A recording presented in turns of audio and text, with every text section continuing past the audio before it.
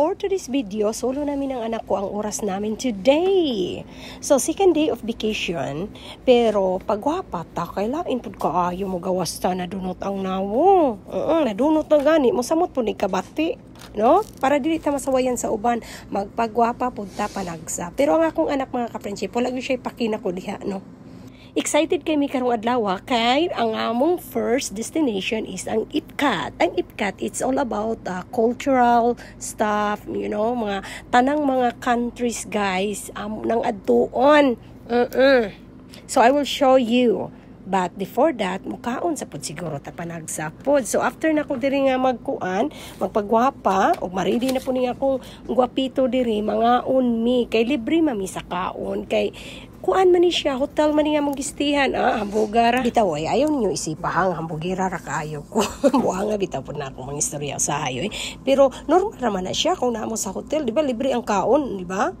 Natanawar ko diri. Pero ang akong anak ko yun ipakina ko gyud. Ako hapit na kumahuman, ambot lang kani siya nagunsa ni siya diri sa akong likod.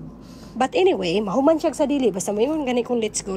Mo let's go po ni siya. Bahala na siya nahuman na siya dagwa kay masunurin ba ni siya sa mama. So, kakain kami dito, guys. Ito po yung mga breakfast nila.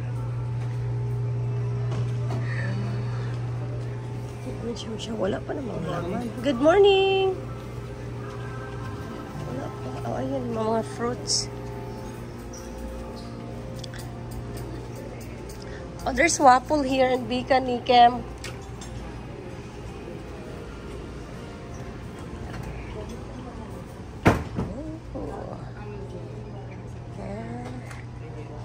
That's it.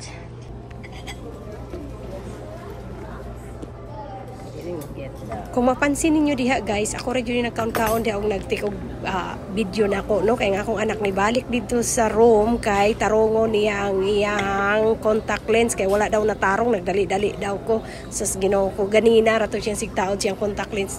Wap gyud ay taw natarong. Dili ko no komportable siyang mata, maong ni balik siya dito sa room.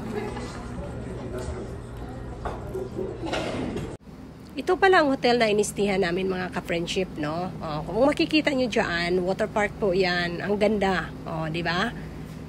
Enjoy vacation. Enjoy life. Di ba?